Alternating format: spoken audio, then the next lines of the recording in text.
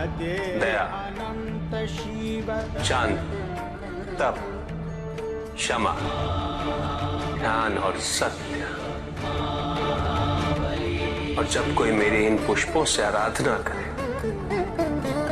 मैं अवश्य प्रसन्न होता हूं। भक्ति में भव्यता आवश्यक नहीं है पुष्पदल, अभी तो सारल्यता आवश्यक है। भक्त के लिए ये समझना अत्यंत कठिन हो जाता है, प्राय भक्ति कब मोह में परिवर्तित हो जाती है।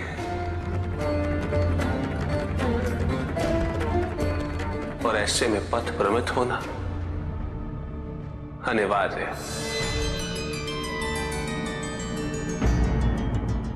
जो भी व्यक्ति अपनी परिस्थितियों से संतुष्ट है दीदी,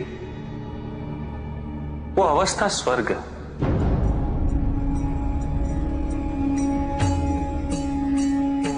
क्योंकि ऐसा व्यक्ति काम, क्रोध और लोभ से मुक्त है।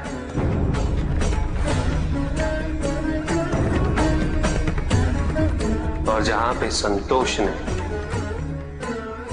वहां पे काम, क्रोध और लोभ व्यक्ति के लिए सदैव पाप का मार्ग प्रदर्शित करेंगे। और ऐसा असंतुष्ट व्यक्ति कितने ही सुख साधन या कितने ही ऐश्वर्य क्यों न भोग ले, उसकी मनस्थिति तो सदैव नर्क के समान ही रहेगी।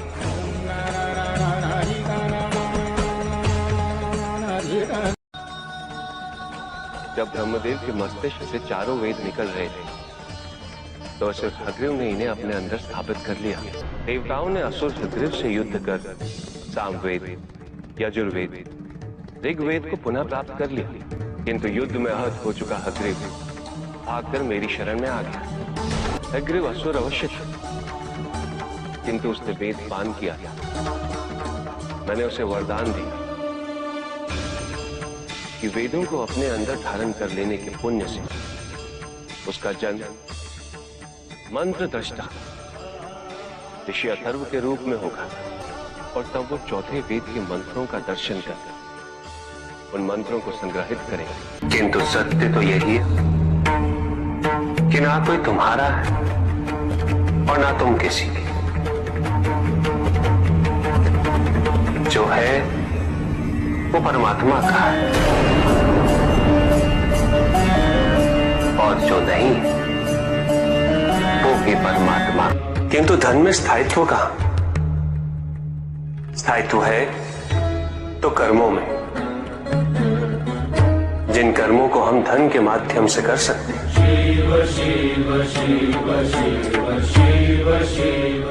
इस संसार में जिन व्यक्तियों को आवश्यकता से अतिरिक्त धन प्राप्त है, उन्हें यह कभी नहीं भूलना चाहिए कि उनके ऊपर एक बहुत बड़ा दायित्व है।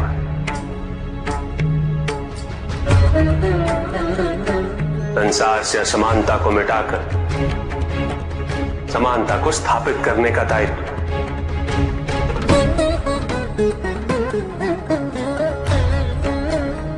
अपने लोभ को भूलकर उनकी सहायता करना,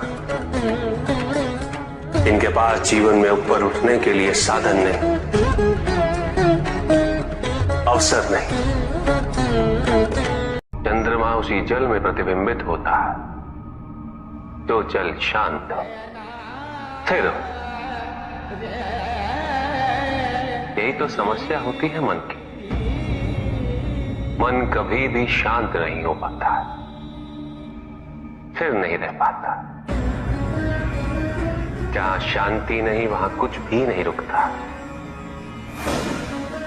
समुद्र की लहरों की भांति विचारों का उपद्रव मन को निरंतर स्थिर रखता।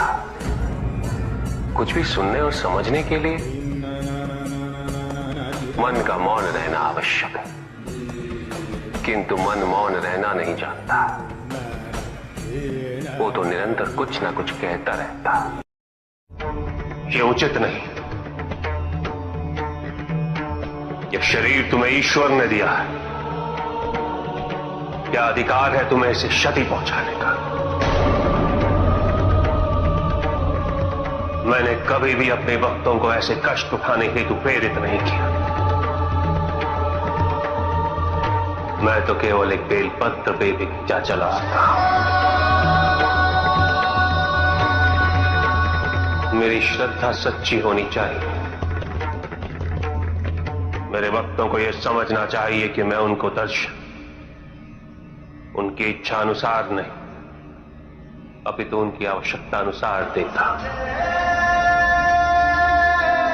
इस प्रकार हठ का प्रयोग करके यदि मुझे दर्शन देने हेतु विवश करोगे तो मैं कभी प्रसन्न नहीं होऊंगा।